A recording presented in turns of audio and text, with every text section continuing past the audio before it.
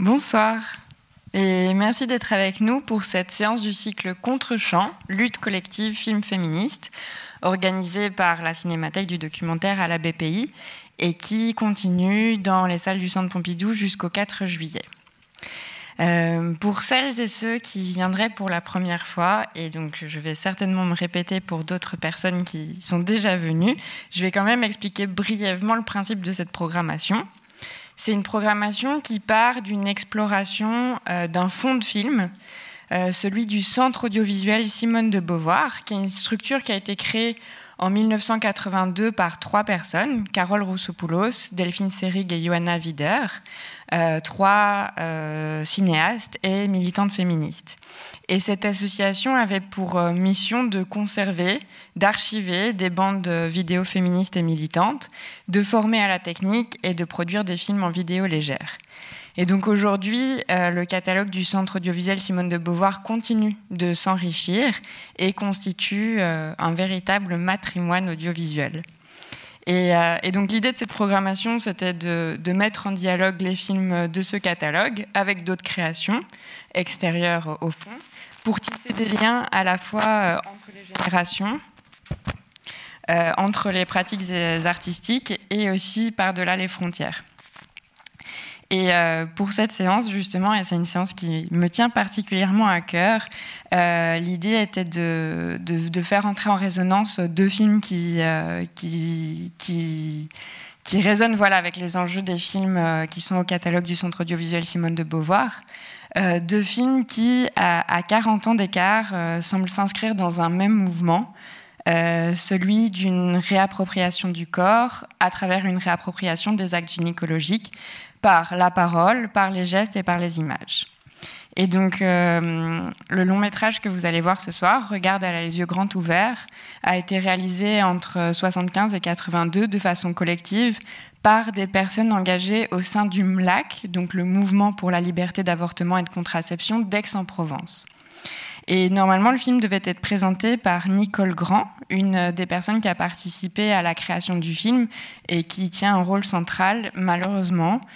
Elle est souffrante aujourd'hui et donc elle ne peut pas être parmi nous.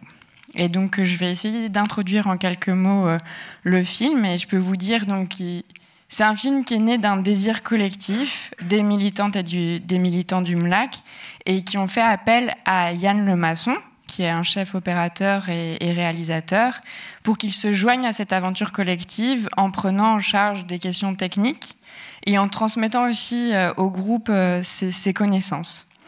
Et donc c'est un film qui rattache la possibilité d'avorter à une capacité de prendre une décision personnelle et qui pose aussi la question de quelles sont les conditions qui permettent de vivre un accouchement pleinement choisi. Et donc, je vais pas forcément en dire plus. Si, en fait, peut-être vous dire quelque chose d'important. C'est que donc les femmes du MLAC, les militants et militantes du MLAC, pratiquent une méthode d'avortement qui a été appelée la méthode Karman, une méthode par aspiration qu'elles pratiquent elles-mêmes hors de l'hôpital et collectivement. Et que leur lutte va être bouleversée par l'annonce d'un procès. Et c'est un peu ce procès qui déclenche aussi toute la motivation du tournage du film. Et donc, voilà, si on veut revenir sur ces questions-là, ce qu'on pourra faire en l'absence de Nicole, c'est que j'ai trouvé un entretien de Nicole Grand et donc de Jean-Paul Bastide, qui était un autre militant de l'époque, qui a été réalisé en 2017 par Gaël Rillard. Et donc, je pourrais peut-être répondre à vos questions en utilisant les mots de Nicole dans cet entretien après la projection.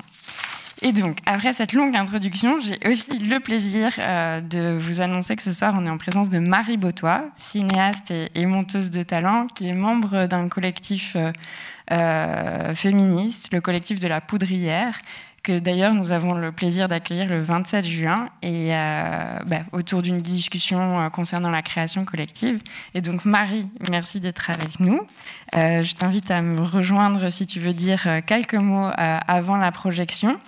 Et pendant que tu arrives, j'aimerais aussi remercier Léna Alambic, qui est la sage-femme que vous allez rencontrer dans le film de Marie ce soir, et qui nous fait le plaisir d'être aussi parmi nous, et voilà, qui est devenue pour moi un visage des gestes militants dans les pratiques professionnelles, peut-être un peu malgré elle, mais en tout cas, je la remercie vraiment d'être là.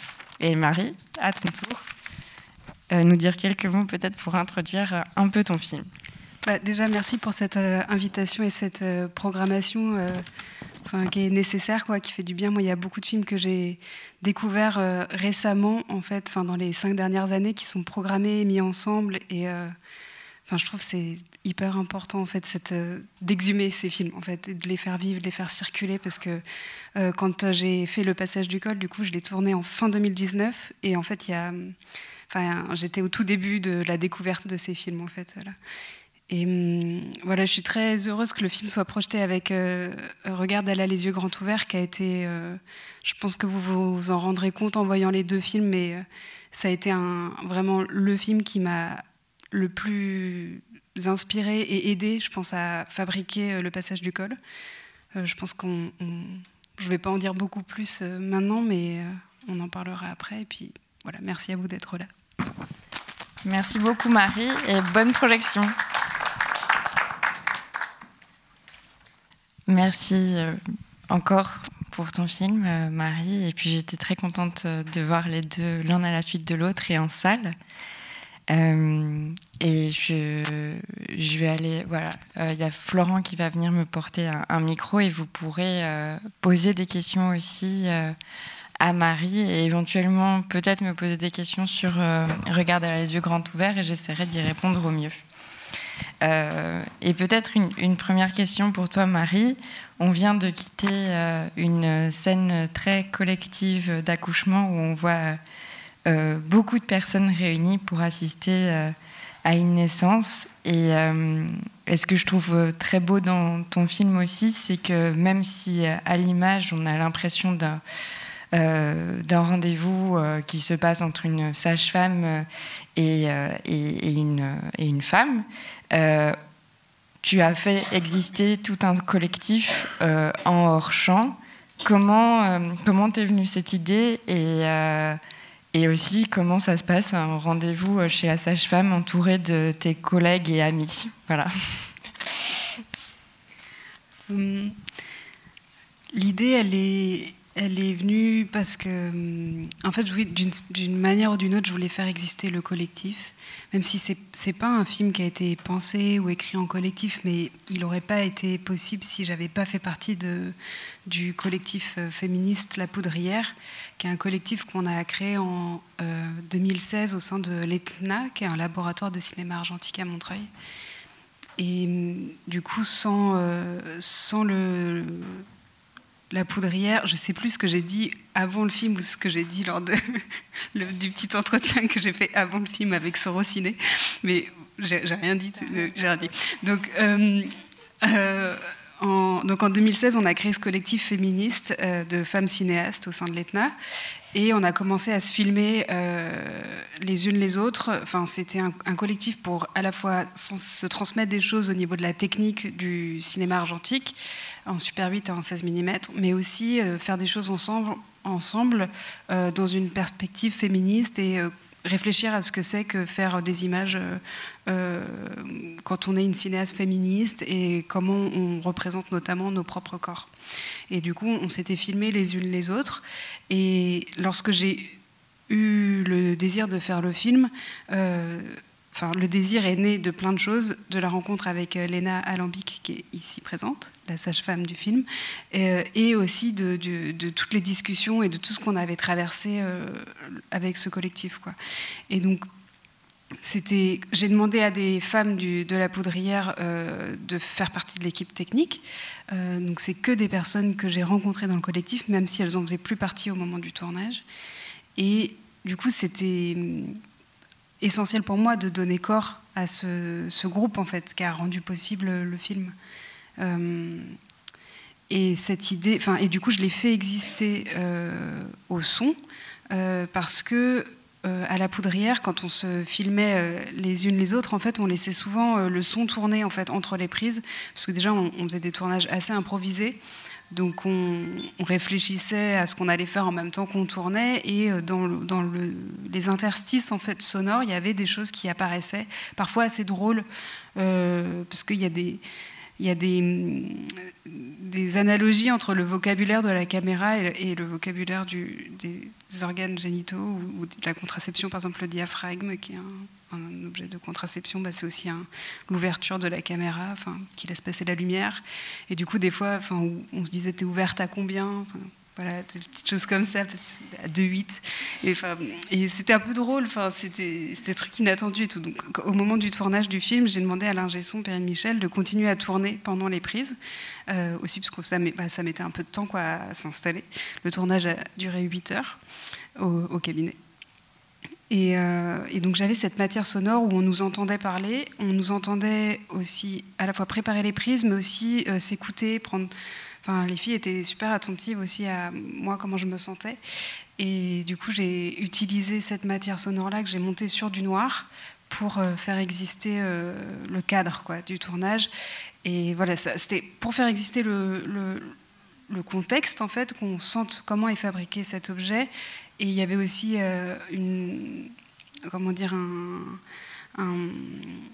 la question du rythme du film. En fait, les noirs dans le film viennent un peu ralentir la temporalité du rendez-vous. Et au début, j'avais vraiment pensé le film comme un chant contre chant, tout était très écrit. J'avais fait le découpage à partir des images de Regarde, elle a les yeux grands ouverts. Et j'avais dit au chef-op, voilà ce que je veux et tout ça. Donc c'était très... j'avais 25 minutes de rush en gros, et j'ai fait le premier montage du film, et le film durait 10 minutes, ça allait super vite, et on arrivait sur les images du sexe et tout ça, je trouvais que c'était trop rapide, et on n'avait pas le temps de comprendre où on était, et je trouvais ça même un peu violent en fait. Et du coup, j'ai eu l'idée d'insérer ces noirs avec ce son pour ralentir, pour aussi amener un peu d'humour, parce que c'était quand même assez drôle le tournage. Je sais pas, Léna, si tu veux en dire quelque chose, mais de diriger une équipe les pieds dans les étriers, c'était assez marrant, quoi. Et voilà, du coup, je voulais ramener aussi cette dimension-là. Et le soin, en fait. C'est pour ça que j'ai gardé les questions aussi, où on entend l'ingé son qui me dit respire Marie, voilà, ou la chef-op qui dit ouais, j'aimerais bien la refaire parce que j'ai un peu bougé. Et donc moi qui dis à Léna, est-ce que tu peux m'enlever le spéculum, on va la refaire. Voilà. Et je trouvais que c'était intéressant de faire exister ça. Et tu disais, oui, que la pratique de l'argentique, c'est quelque chose que vous avez appris, ou en tout cas développé ensemble au sein du collectif de la Poudrière. Est-ce que c'était, ça faisait partie de tes pratiques déjà, et est-ce qu'il y a une idée derrière le fait d'utiliser et une caméra Super 8 et une caméra 16 pour filmer la scène? En fait, comment ces choix-là se sont faits? Non, avant de rentrer à l'ETNA, j'avais pas de pratique de la pellicule en fait. Et je suis rentrée à l'ETNA, donc c'est un labo qui existe depuis 25 ans, je crois maintenant.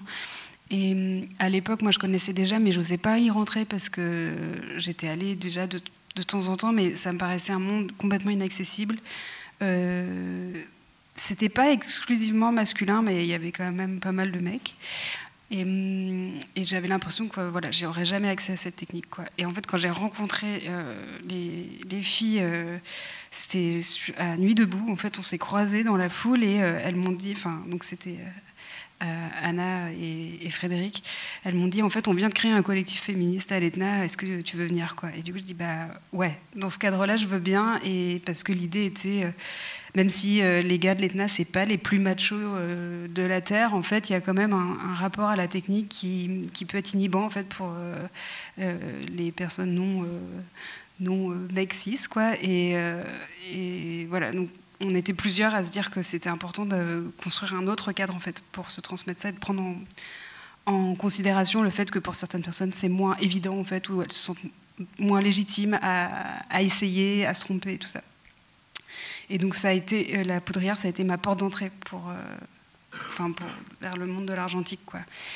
Et et donc au moment où j'ai voulu faire le film, c'était un peu une évidence que je voulais tourner en pellicule parce que c'est là que j'avais rencontré ces personnes et que c'est un support que j'aime beaucoup, que je fais pas beaucoup de films en fait parce que je suis monteuse principalement, que du coup là j'avais une idée de film et je pensais qu'il pouvait être bien, donc je me suis dit autant le faire en pellicule aussi parce que j'avais pas j'avais tout préparé, donc il n'y avait pas énormément de rush, donc ça coûtait pas non plus trop cher de le faire. Ainsi, et puis la pellicule, ça me permettait d'avoir la main aussi sur un peu toute la chaîne de fabrication, parce que comme j'ai développé les images à l'Abominable, qui est un autre laboratoire de cinéma argentique à Épinay-sur-Seine, en fait j'étais la première à voir les images. Ce qui fait que, les images du col, moi j'avais jamais vu mon col avant et j'étais la première à les découvrir, ces images. Ça c'était vraiment important parce que j'étais quand même pas tout à fait sûre de ce que j'avais fait et j'ai trouvé ça assez rassurant quoi, et d'être la première à les découvrir aussi, d'avoir prise même sur ce processus-là de fabrication de son image quoi. Et sur le tournage aussi, il n'y avait pas de retour vidéo, donc c'était la personne, Carole Grand, qui est la chef-op, qui a filmé les plans du sexe, elle est la seule en fait à avoir vu à quoi allait ressembler cette image-là sur le tournage quoi. Et je pense que c'était bien pour tout le monde aussi, parce qu'il y avait des filles sur le tournage qui voulaient pas voir par exemple du côté du sexe, donc on s'était arrangé pour qu'elles soient de mon côté, pour prendre en compte les différentes sensibilités, désirs et voilà. Et pourquoi il y a 2 caméras, pourquoi il y a une Super 8 et une 16, parce que c'est un truc tout simple, mais en fait à l'Etna on n'avait qu'une seule caméra 16 qui permettait de faire du son synchrone, donc une éclair. Et j'aurais pu en emprunter une autre, mais il y avait une amie dont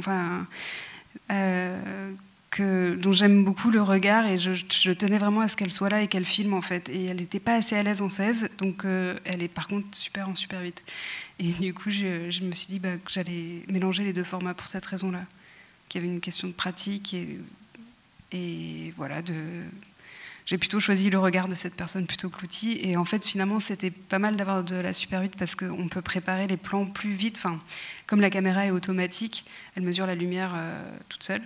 Du coup, on peut tourner plus vite qu'en 16 où on doit mesurer avec une cellule et tout ça. Et donc pour certains plans, notamment les plans sur les mains de Léna qui se lave les mains, ou quand elle ouvre les paquets, avec les pinces et tout ça, ça c'est du Super 8. C'est des plans qu'on a fait assez vite. Parce que l'installation de la lumière, ça a duré pas mal de temps. Oui, c'était une de mes questions après, qui est peut-être collective. Je ne sais pas si Léna voudrait en dire 2 mots, mais comment ça se passe une installation de stérilet en 8 heures. mais en tout cas, ce que je trouve aussi très beau dans le fait d'avoir utilisé les 2 caméras différentes, c'est qu'on sent qu'il y a deux regards différents aussi. Et donc on voit encore plus cette notion de collectif qui se dessine autour de toi. Donc c'est vraiment très, très réussi, même si ce n'était pas forcément volontaire. Voilà. Et après, voilà, et je ne sais pas si Léna a envie d'en parler, mais comment ça se...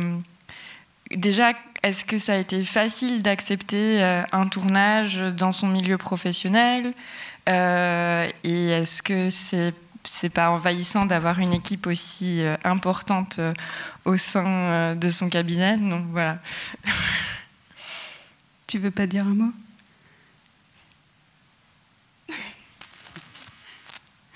C'est plus facile d'être filmé pendant 8 heures par une équipe de tournage que d'être prise sur le vif dans une salle de cinéma. D'accord. Mais en tout cas, voilà, comment est-ce que ça a été, sans demander à Léna, toi, ton approche, est-ce que ça a été évident de convaincre quelqu'un d'être pendant 8 heures dans son... Au début, c'était pas 8 heures. Hein. C'est toi, Léna, qui m'a donné ce temps-là. Moi, je t'avais dit, est-ce qu'on pourrait faire ça un soir, ou je sais pas, sur un temps de consultation, et c'est toi qui m'as dit non mais ça va pas rentrer, j'y crois pas à ton affaire, et tu m'as dit qu'on allait faire ça un samedi parce que tu travaillais pas ce samedi-là, et donc c'est grâce à toi qu'on a pu faire ça, et parce que moi j'osais pas trop aussi, je pense être demander autant, quoi.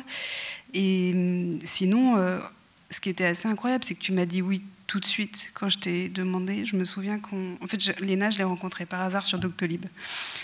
Donc c'est possible de trouver des soignantes super sur Doctolib, même si j'ai eu beaucoup de chance, je crois.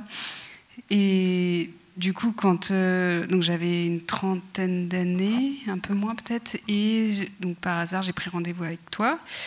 Et vraiment, quand je suis sortie du rendez-vous, j'étais en larmes, en fait. J'avais jamais eu un rendez-vous comme ça. C'était la première fois qu'une soignante me posait, avant chacun de ses gestes, me posait la question si j'étais prête. Déjà, elle me disait ce qu'elle allait faire, elle expliquait, mais elle me disait pas « Ah, je vais faire ça », puis paf, elle le faisait, quoi. C'était « Je vais faire ça, est-ce que tu es prête ?»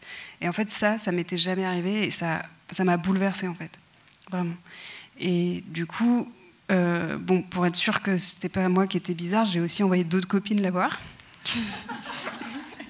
qui sont ressorties aussi en larmes. Je me souviens, il y en a une que j'ai accompagnée et qui est ressortie pareil, mais vraiment...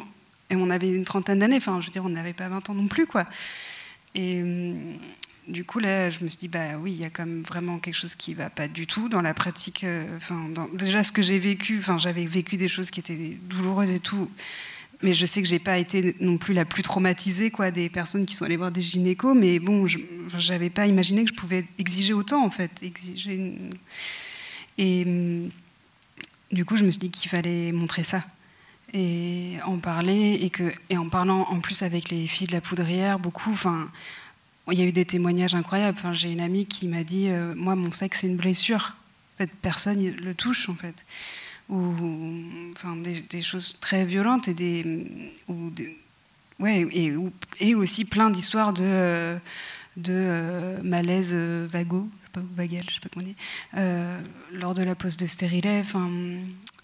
Donc, je me suis dit qu'il fallait faire quelque chose, raconter à la fois ce que j'avais vécu, la souffrance et le mauvais soin, quoi, que j'avais reçu, et montrer comment ça peut être, comment ça doit être, quoi, quand on est face à quelqu'un qui est une vraie soignante, en fait, et qui prend vraiment, qui prend la personne dans son entier, et qui la découpe pas en petits bouts, et qui sépare pas non plus le corps de la tête, quoi. Et du coup, je t'ai écrit un mail et je t'ai dit ça, en gros. Et tu m'as répondu oui. Voilà. J'ai pas du tout eu à argumenter plus. Je crois que je t'ai juste dit ce que j'avais... ce que je viens de dire là. Et puis après, tu nous as donné beaucoup de temps, quoi, parce qu'on est allé repérer. On est venu dans le cabinet, on a déplacé la table, on a fait un peu de bazar. Et puis voilà, après il y a eu le tournage. Est-ce que vous avez des questions? Parce que je monopolise un peu les questions, mais vous êtes vraiment bienvenus à poser des questions. Sur le premier ou le deuxième film. Oui. J'arrive. Merci beaucoup. C'est sur le deuxième film. J'ai déjà assisté à des. J'ai posé mes questions déjà à d'autres occasions. Donc, merci beaucoup pour ce très beau film. Et j'avais une question sur Regarde, elle a les yeux grands ouverts. Est-ce que vous savez comment il a été co-réalisé? En quoi? Alors, c'est des questions un peu difficiles peut-être. Et deuxième chose, je vais vous le rendre si vous voulez. Deuxième chose. Je crois qu'il y a eu un petit conflit à la fin. Je voulais savoir si vous en saviez plus entre Yann Lemasson et le collectif d'Aix. Voilà, merci. Alors oui, c'est une très bonne question. Et comme je disais, je préfère citer les mots de Nicole Grand qui devait être là ce soir. En tout cas, comment dire, ça s'est déroulé en plusieurs étapes. Ce qui est important à savoir, c'est que la sœur de Yann Lemasson faisait partie du groupe du MLAC d'Aix, et du coup c'est aussi comme ça que le MLAC d'Aix est entré en contact avec Yann. Et Olga Poliakov, qui était à l'époque avec Yann Lemasson, a été très présente aussi au début pour faire la prise de son. Et donc, au début, ils ont invité, le collectif a invité Yann à venir filmer un accouchement. Si je comprends bien, je pense que c'est l'accouchement qu'on voit au début, mais après, s'il y a d'autres personnes qui sont mieux renseignées, n'hésitez pas à corriger. Et donc, Nicole dit dans l'entretien qu'elle a donné en 2017, « D'abord, on a décidé de tourner un court-métrage seulement sur un accouchement. Dès cette première rencontre, Yann Lemasson essayait de nous transmettre les aspects techniques, comme les focales, car il voulait que nous soyons conscients de ce que cela pouvait donner ensuite à l'écran. Un des médecins du MLAC m'a fait un faux certificat médical pour que je puisse monter à Paris faire le montage. Nous montrions ce court-métrage dans les réunions d'information pendant la préparation du procès. Le jour du procès, Yann a filmé toute la manifestation. Yves, un musicien des Cochonniers, faisait le son. À partir des images du procès, s'est posé la question d'un film. Nous avons fait d'autres réunions pour discuter de ce que l'on voulait dire. Puis, un petit groupe a rédigé un scénario pour demander l'avance sur recette du CNC. C'est pour cette raison d'ailleurs qu'on a mis Yann Lemasson comme réalisateur. On était presque sûr d'obtenir cette aide car il avait déjà réalisé Kashima Paradise. Pour l'obtenir, il fallait prouver que l'on avait déjà de l'argent sur un compte. Nous l'avons obtenu grâce à une connaissance de Monique Antoine, une des avocates qui nous défendait. Puis nous avons accompagné Yann à l'avance sur recette. Yann voulait travailler exactement comme cela, en immersion. Il vivait avec les gens qu'il a filmés pour Kashima Paradise. Il y est resté des mois avant de filmer la manifestation. Sa compagne, Benny Desfart, sociologue, a appris à prendre le son pour le film. Et donc, en tout cas, il y a aussi dans l'entretien Jean-Paul Basside, il me semble, qui intervient pour expliquer comment ils ont essayé de participer à la prise de décision technique. Et donc, il dit « Dans la mesure du possible, nous participions aux discussions techniques. Pour le dernier accouchement, celui de Nicole, Yann voulait que l'on perche le son. François, l'ingénieur du son, a refusé de percher. Il a dit « Je vais être pris par ce qui va se passer et je ferai un mauvais son ». La discussion était vive et nous sommes intervenus dans le sens de François. Ce n'était pas le premier accouchement que l'on faisait. Nous savions comment les gens étaient happés par ce qui se passait à ce moment-là. Et le son de cette scène étant localisé, il nous paraissait donc plus juste de s'éloigner du lit. François a installé des micros au-dessus du lit, s'est installé à l'autre bout de la salle en tournant le dos à la scène et a fait un son impeccable. Et Nicole ajoute « L'exemple du son est un très bon exemple. Et Yann avait proposé et nous avions décidé, pour cet accouchement, qu'il y aurait un deuxième caméraman. Le premier devait se concentrer sur l'accouchement et le deuxième sur les gens autour. Le caméraman qui était chargé de filmer l'assistance n'a pratiquement pris que l'accouchement. Et heureusement, Yann, qui nous connaissait, a bien filmé les gens autour. » Cet accouchement, nous l'avions préparé ensemble dans la version longue. Toute une séquence montrait comment les participants discutent, qui fait quoi, où se place chacun. La préparation de l'accouchement, comme celle du film, a été collective. Bon, je peux encore citer très longtemps, mais voilà, il y a eu toute une une adaptation entre une personne qui avait peut-être plus l'habitude de la technique du cinéma et des personnes qui venaient chercher chez Yann Lemasson ses connaissances pratiques, mais qui aussi avaient envie de continuer d'avoir la main sur le film, comme elle voulait continuer à avoir la main sur les pratiques médicales qu'elle recevait.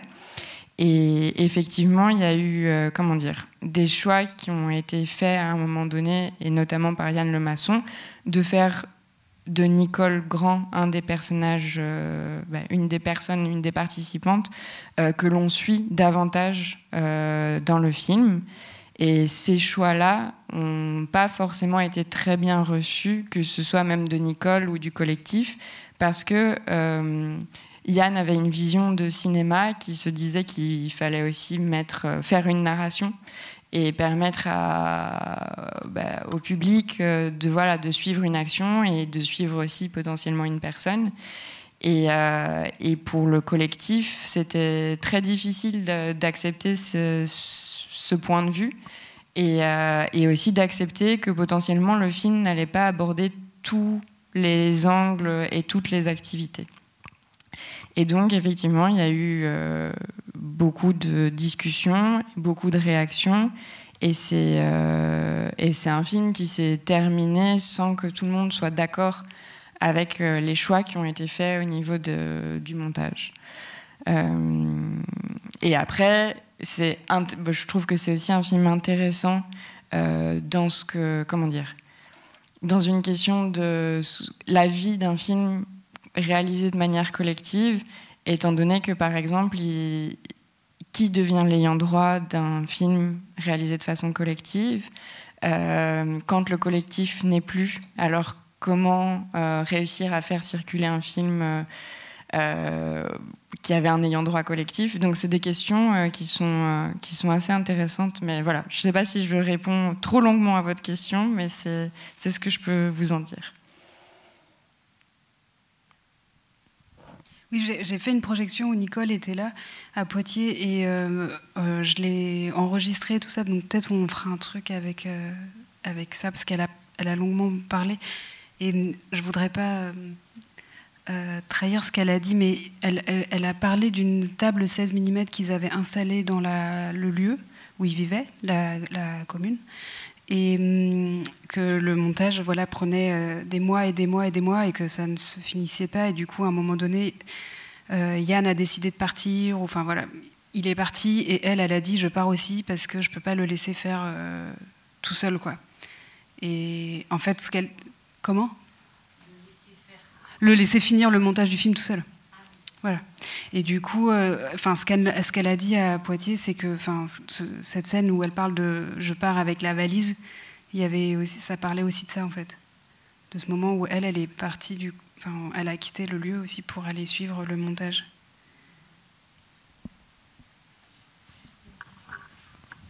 Ça arrive, parce que sinon...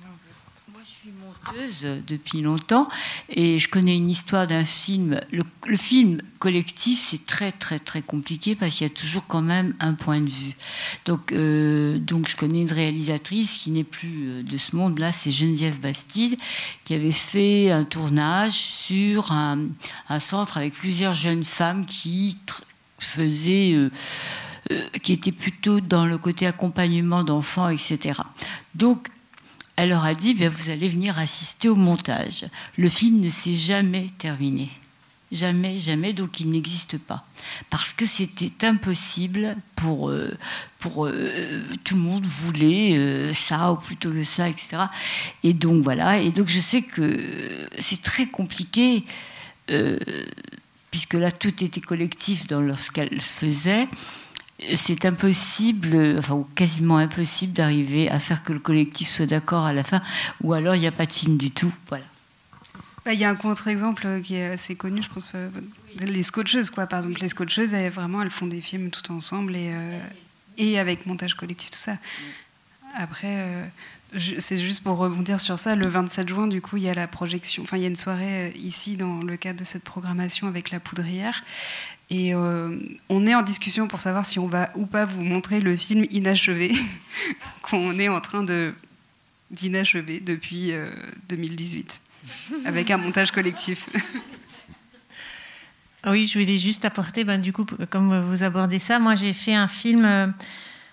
je ne sais pas trop comment le qualifier, est-ce qu'il était collectif? Il était collectif tout en n'étant pas collectif. J'avais mon idée, j'ai proposé à des femmes de participer à des ateliers et chacune, en fait, a écrit un texte qu'elle a dit face à la caméra et a fait une chorégraphie. Donc après, il y a eu du montage à partir de la chorégraphie.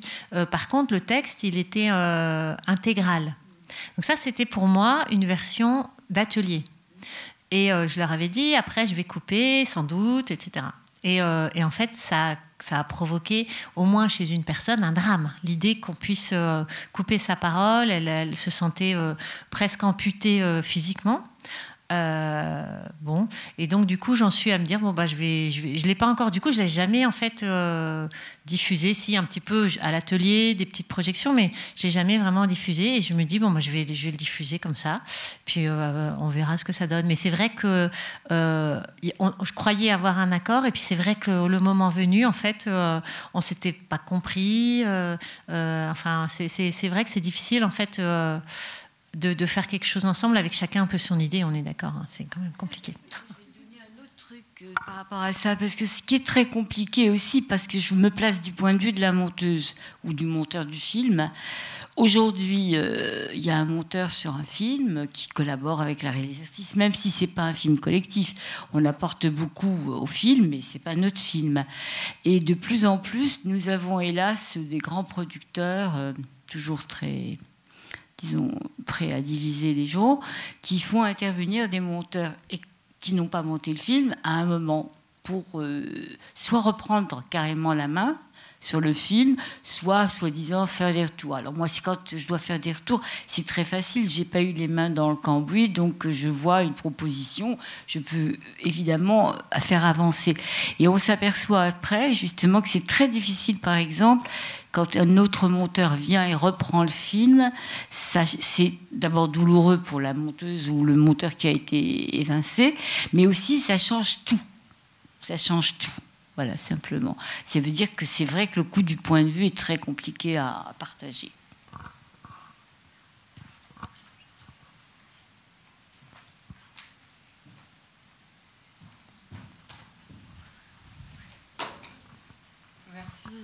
Merci. Du coup, je suis arrivée à la fin de la séance parce que j'avais déjà vu les films le 5 mai, mais je voulais donc vous voir et aussi voir Nicole Grand, que j'attendais de voir depuis 20 ans. Je ne sais d'ailleurs pas pourquoi elle n'est pas là, mais je viendrai discuter avec vous.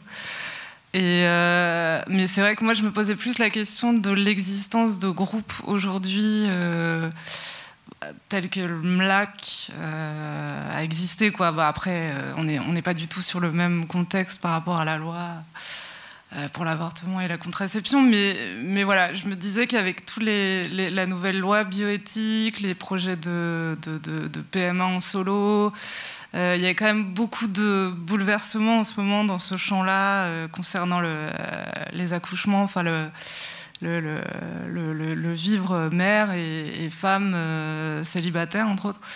Et je me demandais s'il existait en fait des collectifs aussi voilà, qui s'apparenteraient plus au travail de manière générale que faisait le MLAC voilà, de créer une solidarité, de se soutenir, de discuter, d'être dans une optique de groupe de parole et tout ça. Ouais, bah, y a, je ne sais pas si vous avez vu le film de Nina Fort, We Are Coming, sur qui est un film qui est sorti en salle, We Are Coming. Non. En fait, elle a repris avec un groupe de femmes le livre Nos corps, notre corps nous-mêmes. Et du coup, elles ont refait une édition qui est sortie il y a quelques années, il y a 1 an ou 2 ans, je ne sais plus, ou 6 mois, je ne sais plus, en librairie. Et donc, elles ont repris donc ce livre qui avait été fait dans les années 70. Elles l'ont augmenté avec des réflexions d'aujourd'hui et tout ça, elles l'ont réédité. C'est un exemple de travail, par exemple. Après, moi, j'en connais pas particulièrement des groupes qui veulent par exemple, réapprendre la question des avortements par aspiration et tout ça. Mais à Poitiers, encore, quand Nicole était là, elle était hyper optimiste. C'était assez incroyable, parce qu'elle est quand même assez âgée. Et elle a une énergie de dingue et en fait un espoir, parce qu'elle disait qu'il y avait beaucoup de femmes qui l'ont contactée récemment pour réapprendre en fait la méthode qu'on voit dans le film d'avortement. Oui, parce que c'est aussi ça, c'est aussi ce qu'elle défend comme théorie sur la toute-puissance, enfin sur la puissance, le pouvoir politique que peut atteindre la femme de manière générale si elle retrouve la puissance de son accouchement, quoi. Il y a quand même une idée comme ça hyper structurelle qui est très très intéressante dans la manière dont on accouche et dans ce que ça permet aussi à une femme de s'accoucher elle-même, quoi, comme un être particulièrement puissant. Ouais, là, ce qu'elle disait, c'était plutôt sur la question des avortements, je crois. Mais après, il y a sans doute moi, je fais une projection avec des doulas, par exemple, qui accompagnent les femmes qui veulent accoucher notamment à la maison, ou des choses comme ça. Donc, il y a des groupes un peu. Après, je ne suis pas forcément proche de ces groupes-là, mais c'est vrai que la question qui est posée à la fin du film, elle est essentielle, de comment on peut perdre en fait, et comment on a perdu en vrai toutes les connaissances qui avaient été acquises en fait par le MLAC, les connaissances techniques en fait, les savoir-faire. Et ça a vraiment disparu, enfin presque.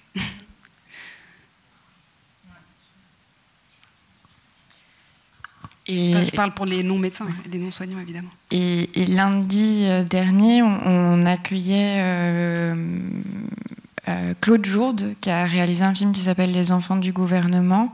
Et le film est montré avec un film de Carole Roussopoulos qui s'appelle Y'a pas baiser. Et on avait aussi invité une personne qui représente La Déferlante, qui est une revue féministe dont le numéro de mars s'intitulait « Avorter, une lutte sans fin ». Et dans ce dossier, il y a pas mal d'informations, notamment sur que reste-t-il du MLAC. Il y a un bel article qui montre justement que... et ça, c'est ce que Claude Jourde disait. C'est pas dans l'article. Ce que Claude Jourde disait, c'est qu'il faut s'imaginer que le MLAC, c'était vraiment un mouvement. Et que c'était, c'était national, et que oui, ça créait des collectifs locaux, mais que c'était un mouvement... c'était un mouvement, quoi. Et qu'aujourd'hui, il existe, certes, des plus petites structures qui forment des collectifs féministes qui, je sais pas, peuvent organiser des ateliers d'auto-exploration gynécologique ou voilà. Mais ce mouvement-là, effectivement, n'existe plus.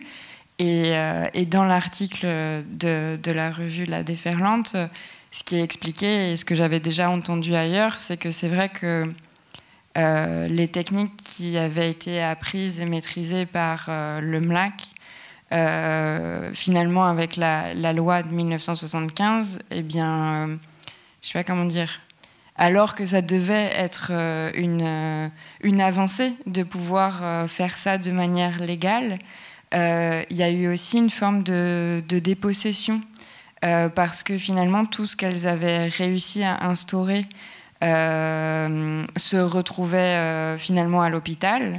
Là, elles le disent bien dans le film, mais il y a aussi, quand la loi était passée, les mineurs ne pouvaient de toute façon pas avorter, les étrangères non plus ne pouvaient pas avorter, et donc ça laissait de côté toute une partie de la population qui avait aussi besoin d'avorter, qui avait des contextes familiaux ou de matériel financier qui étaient plus compliqués. Et puis il y avait aussi le fait que comme ça revenait dans les mains des médecins qui avaient eu un cursus traditionnel, tout ce qui allait autour de l'avortement et de cette pratique-là, et on le voit bien, elles sont à plusieurs, elles rassurent, il y a un contexte de soins qui est au-delà d'une intervention, en fait. Et ça, finalement, ça a été évacué par beaucoup de personnel soignant. Et donc, elles ont... voilà, il y a eu quelque chose... alors que ça devait être une fête de se dire qu'il y avait quelque chose qui avait réussi à arriver en termes de droit, et bien finalement il y a pour beaucoup eu un sentiment de échec n'est pas le mot, mais en tout cas de dépossession, voilà. Mais ça répond peut-être pas forcément à la question, mais en tout cas ce que Claude Jourde disait, oui, c'était que... Et ça, je pense que c'est un truc que j'ai du mal aussi à saisir, mais cette notion de mouvement, voilà.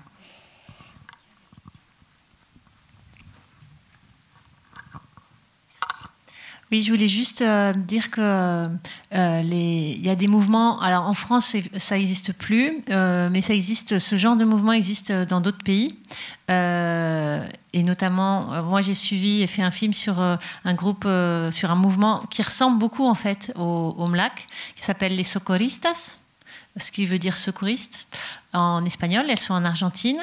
Et d'ailleurs, la première fois que j'ai vu Regarde, elle a les yeux grands ouverts, c'est elle qui me l'ont donné. Voilà, C'était rigolo. Et donc voilà, c'est le même genre de mouvement. La grande différence, c'est que depuis, il y a des médicaments.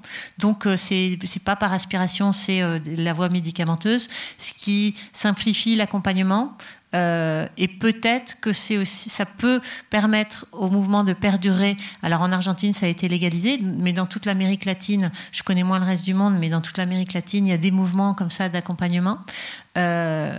Mais le fait de perdurer, c'est aussi qu'une fois que c'est légalisé, effectivement, il y a théoriquement un certain découragement, parce que ça prend beaucoup de temps quand même. Ça demande un grand engagement. Voilà. Mais bon, pour les avoir filmés, pour l'avoir vécu moi-même, c'est aussi extrêmement fort. C'est ce qu'on voit dans le film, en fait. C'est des moments qui sont d'une grande force humaine. Et c'est aussi... donc il y a beaucoup d'engagement, mais il y a aussi... C'est des moments uniques. Et la plupart des femmes du MLAC le disent d'ailleurs. Hein, ça a changé leur vie. Et donc voilà, c'est juste que je voulais dire ça. Mais c'est vrai, moi, quand je suis rentrée en France, je me disais, il faudrait que ça existe en France. Donc si vous voulez, on crée ça ensemble. Le film de Blandine Lenoir, c'est ça, Annie Colère, qui reprend beaucoup en fait, ce regard à les yeux grands ouverts et qui raconte quand même justement ça, cette dépossession aussi des savoirs, enfin le moment qui arrive où voilà, où il y a une espèce de fracture même au sein du MLAC entre celles qui veulent continuer et celles qui se rendent à la légalité, enfin à l'hôpital, quoi. Je ne sais pas s'il y a une dernière question. Sinon, en tout cas, Marie, juste peut-être une dernière question pour toi. Mais en fait, ce qui m'a vraiment frappée en voyant le passage du col, c'est justement la justesse du rythme que tu as trouvé, qui permet voilà, à la fois de prendre son temps, et le temps qu'on prend, c'est aussi de comprendre qu'on a besoin de ce temps-là pour sentir une relation de respect ou de soin dans l'intervention. Je me demandais, comment dire, si dans les... parce que tu es monteuse à côté, est-ce que... il y avait quelque chose que tu avais déjà fait dans ton travail de monteuse qui t'a amené jusqu'à cet équilibre parfait que tu as trouvé, ou si c'est arrivé, je veux dire, si cet objet que tu as fait en termes de montage est complètement différent de tout ce que tu avais pu travailler avant. C'est très dur de distinguer, parce que voilà, on apprend toujours en faisant, et à chaque fois que je monte un film, j'apprends et je suis nourrie et des choses passent dans mon inconscient, donc je ne sais pas ce qui vient vraiment des montages sur lesquels j'ai travaillé avant, mais en tout cas, ce qui est sûr, c'est que le fait de s'autoriser à mettre du noir comme ça de façon radicale dans un film avec du son, ça vient pas des films que j'ai montés avant, ça vient vraiment de l'ETNA et du cinéma expérimental. Parce que l'ETNA, c'est donc un laboratoire de cinéma argentique et expérimental. Et en fait, c'est vraiment au contact de personnes de l'ETNA que j'ai vu aussi un peu plein d'autres formes, et notamment des manières de fabriquer des films non linéaires. D'ailleurs, Nicole, elle en avait parlé à Poitiers en disant qu'elle tenait vraiment, contrairement à Yann Lemasson, à avoir des allers-retours dans le temps dans le film, et qu'elle ne voulait pas que ce soit un film avec une narration linéaire. Et, en tout cas, dans le cinéma expérimental, j'ai découvert ça aussi, c'est ce travail avec les noirs, avec aussi dans les performances, parfois dans le cinéma extended, où quand il y a plusieurs projecteurs installés dans la salle, et où il y a des jeux avec les écrans, les noirs et tout ça, le rythme, je pense que ça vient plutôt de là, en fait, le fait de se dire, ok, en fait, on peut faire ça. Et l'image noire, c'est une image. Ouais. Je vais te remercier infiniment pour ton film, pour ta présence. Et navré pour répondre aussi à la question, Nicole était malade aujourd'hui, donc elle n'a pas pu venir. Mais j'espère que si vous avez attendu 20 ans, ça se produira rapidement de la rencontrer. Voilà. Mais je vous souhaite à toutes et à tous une bonne fin de soirée. Merci d'avoir été là. Et puis le cycle continue jusqu'au 4 juillet. Et Marie reviendra le 27 juin pour la discussion autour justement de la question de